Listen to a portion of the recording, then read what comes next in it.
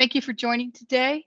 What I want to talk to you a little bit about is the investment that the One Commercial Partner organization and Microsoft as a whole is making into sort of training and partner enablement in this fiscal year. One of the things that our team does, I probably should start by introducing, excuse me, myself. I work in the capability and profitability team in One Commercial Partner. We sit in the technical enablement team under Eduardo Kasner.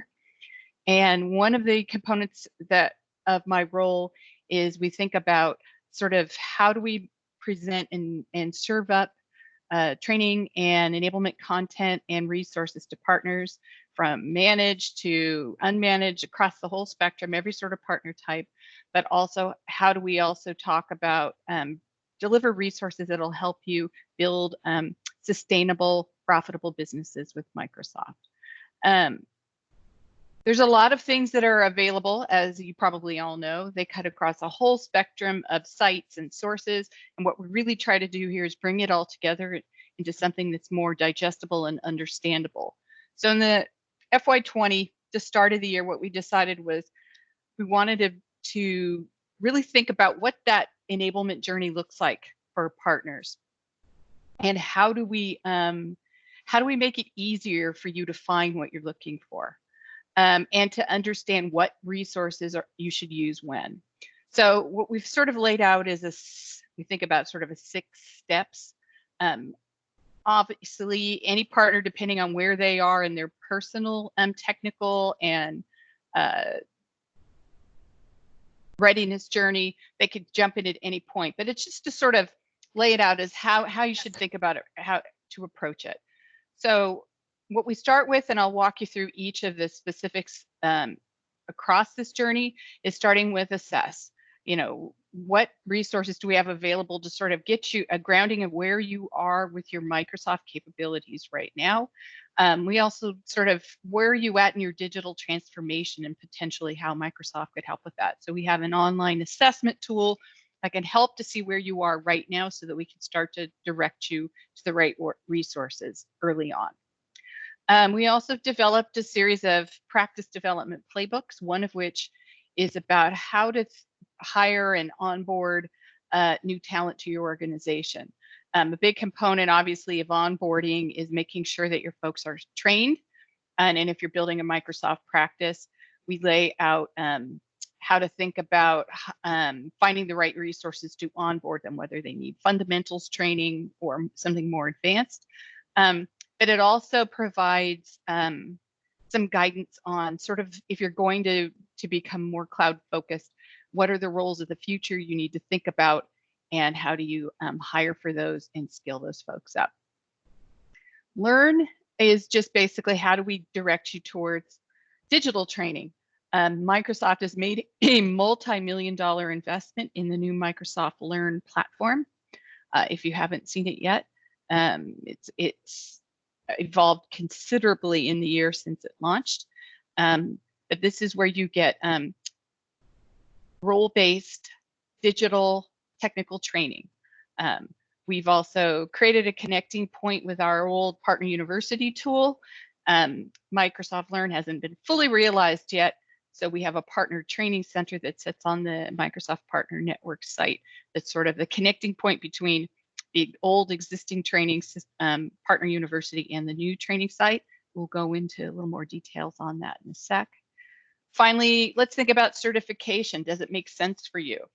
Is this something that will really drive value to your business? Not to mention, is it something that drives value for the individuals in your organization? Not only do their certifications help you become a branded Microsoft partner through our competency program, but it also provides them with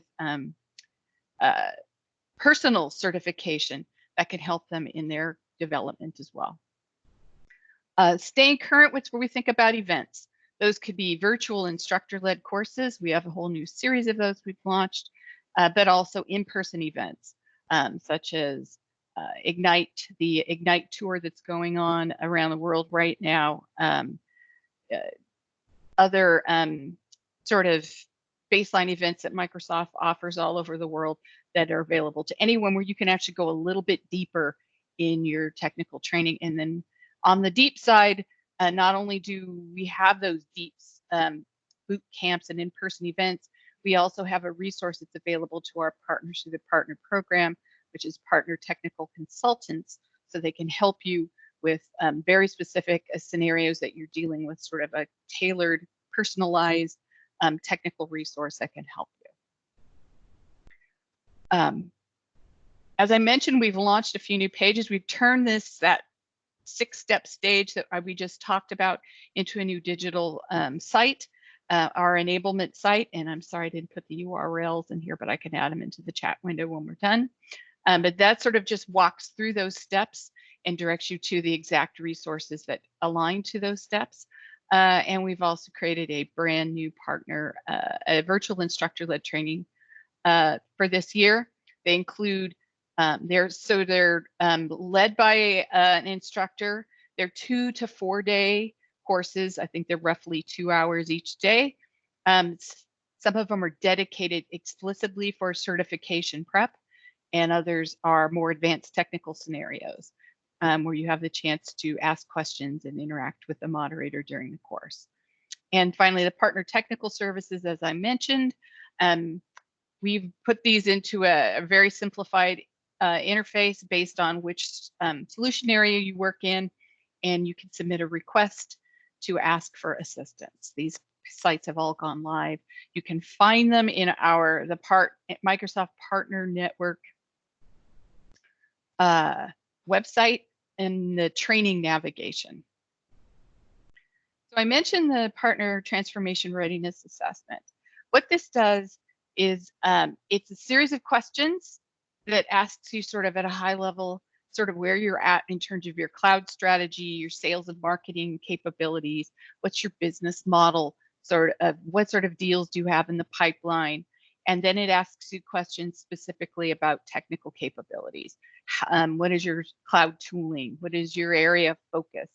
What kind of solutions and services do you deliver?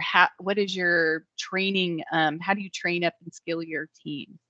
And at the end of it, it provides you with a score, a transformation score, that lets you know where you sit in comparison to other partners in the ecosystem who are in their transformation stages as well. And it will provide you with a set of personalized recommendations of next steps you should take based on the answers you get. The address, the URL for that is at the bottom of the slide. And again, I can share all of these URLs in the chat window when we're done.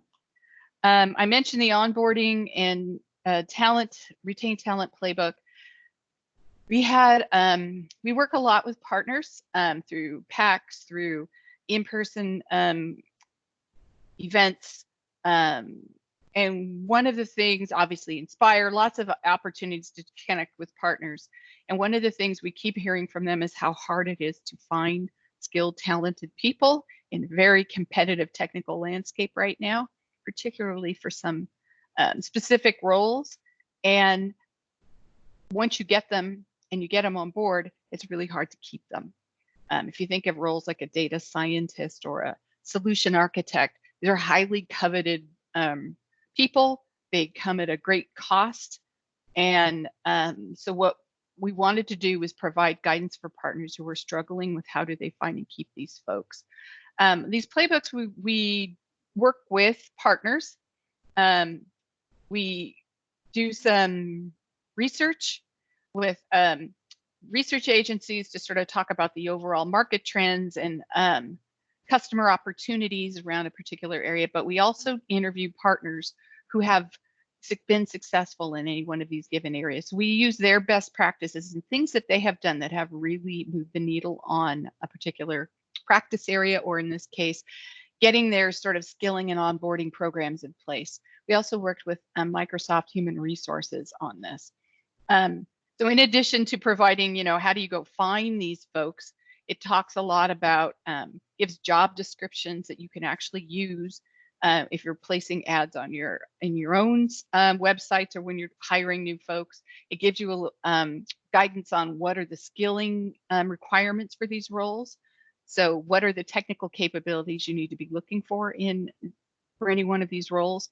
It also provides guidance on maybe your best new hire isn't somebody externally, maybe somebody internally who's looking for a chance to grow their personal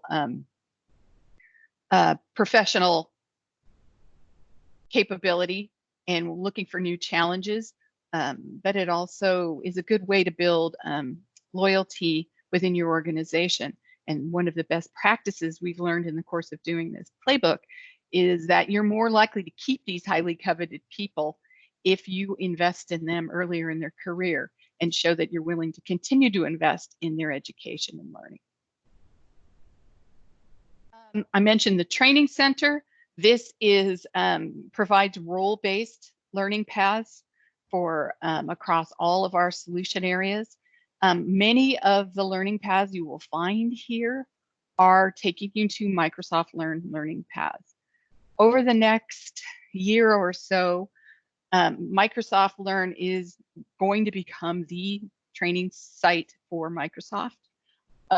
There's still some content that it's lacking. It's pretty robust for Azure and Dynamics, but less so for Modern Workplace and Office right now, but they are rapidly filling that gap. But what we wanted to do here is provide a central landing place for partners to find the recommended training for anything, whether it's an exam, a particular workload, or advanced technology with us. We've heard a lot of feedback that you've got lots and lots of training, but there's just so much to choose from. I just want you to tell me for any given scenario, what is the recommended training you have for them? And that's what this site is trying to achieve. So you get to pick the training based on the role that you have. It lets you choose from there which product or solution you want that training in, and it cuts across maturity levels from beginner through to advanced. The big picture here is that a year and a half to 2 years from now, this just sort of morphs into Microsoft Learn. So it's intentional that we're making it role-based and using a lot of the same iconography that the Learn site does, because we want to make it easier to make that ultimate transition. There'll be more coming in early 2020 about Microsoft Learn and new partner-specific features that are coming to it, including the ability to assign training and to get a training dashboard for your organization from Learn. I mentioned virtual instructor-led courses. While micro learning and the little short digestible training courses, for a lot of people that is great. That's exactly what they want. But for others, they like something that's a little bit more structured, sort of longer form training that they can interact with an instructor, which is why our team partnered with Worldwide Learning to create these virtual instructor-led courses. They're delivered over multiple time zones, so they are global. What we've really worked on is to bring together all partner webinars, virtual instructor courses into one site.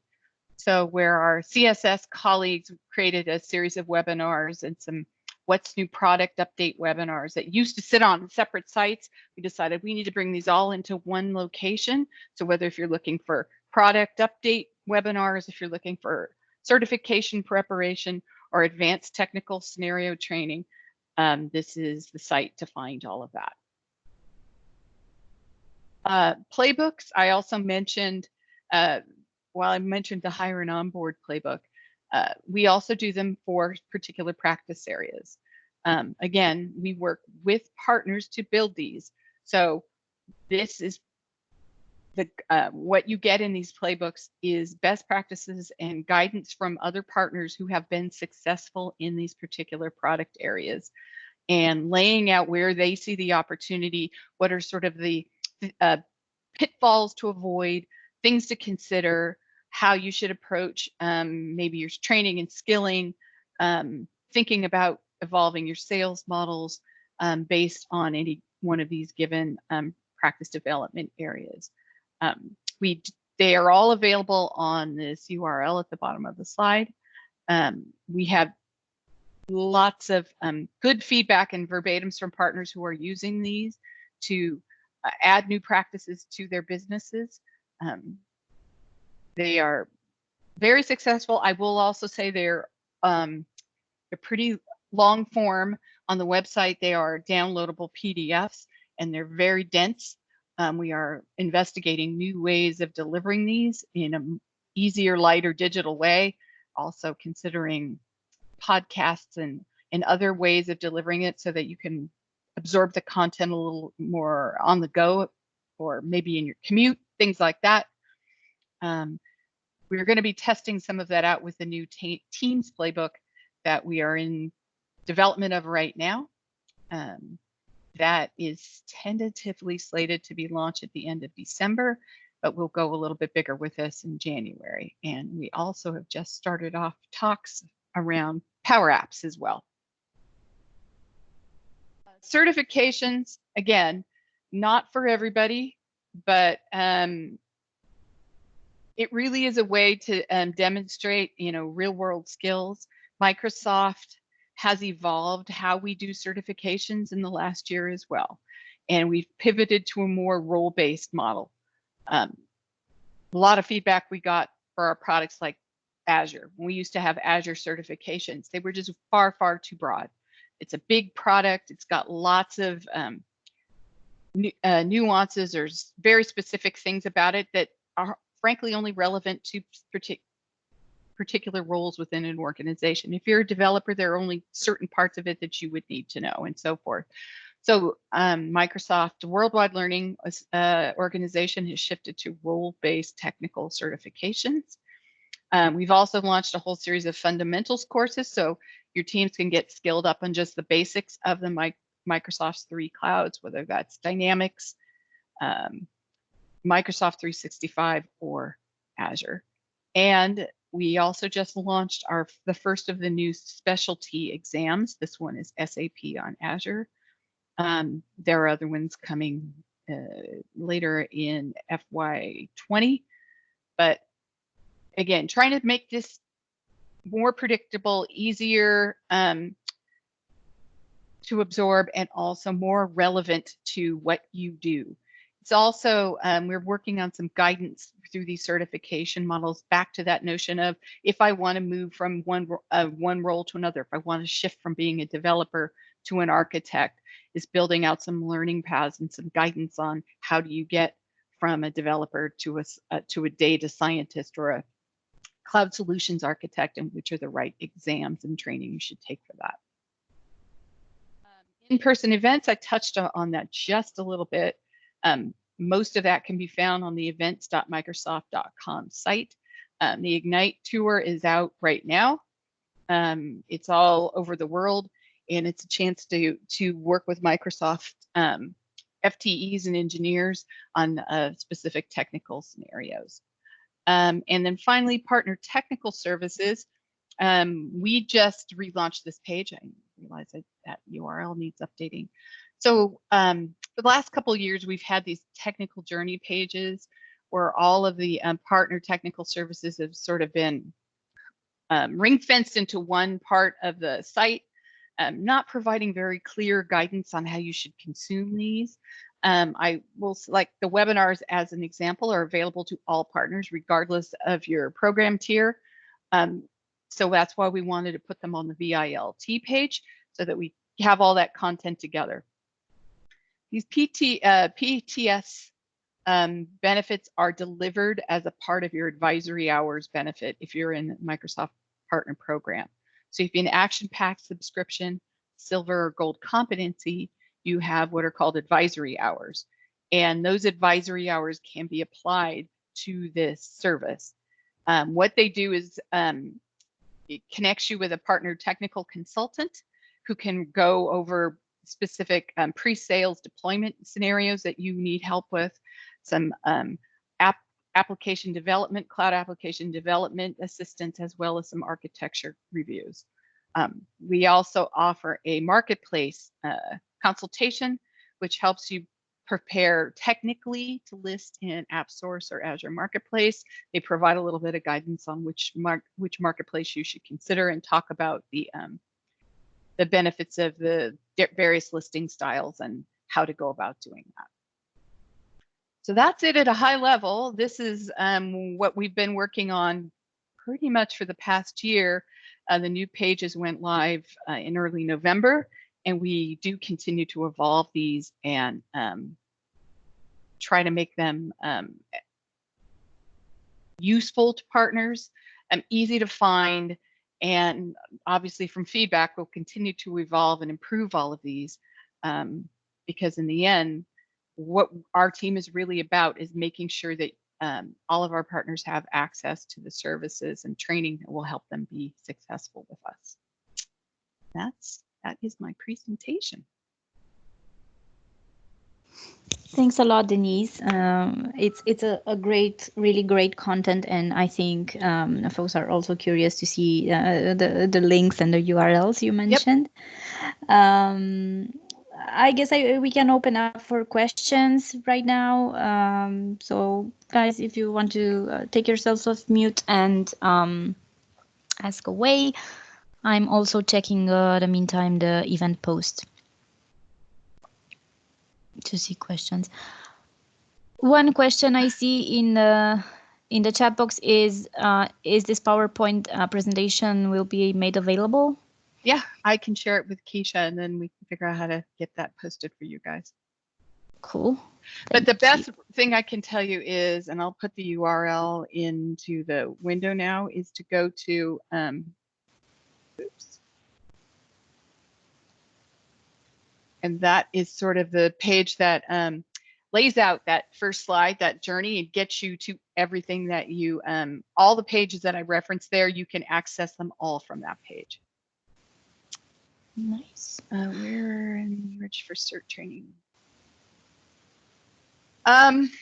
So what we do right now for the certification training, when you say that, Claudio, are you referring to the BILTs or Microsoft Learn?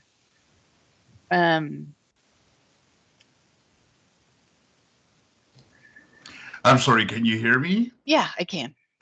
My apologies. I am so new. I don't even know the answer to your questions. So as the new employee, what I would say is that when you go to register, I believe what they usually ask you for, if you're doing a virtual instructor-led course, you go on the site where they will ask you for your MPN ID.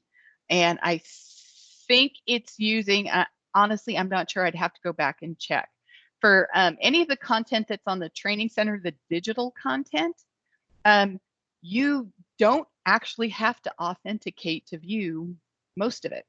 Microsoft Learn is an open platform. You can take the training without using any credentials. If you choose to create an account, our recommendation is they will ask you for sort of your Microsoft Live ID credentials to set up the account. I think what we want to pivot towards, because one of the things we're in development with that team is to use work email addresses, so that once we get those partner dashboards built, you will be associated to your partner account, and then what you do will actually show up in your organization, and we'll be able to see it. Okay. So I think at a high level, our recommendation is, if the platform lets you use your work credentials, to use those. But if you want to do it without that, you are free to use your personal credentials as well. Excellent. Thank you so much. Yeah, there's lots of reasons why people want to keep, and frankly, this is sort of the view of Microsoft and worldwide learning, is training is individual, and people take training for various reasons, whether it's specifically because it's assigned to them for work or it's for personal growth. So it's up to you. But I would say that whoever is the training administrator in your organization probably has a point of view on that as well. So you might want to check with them as well.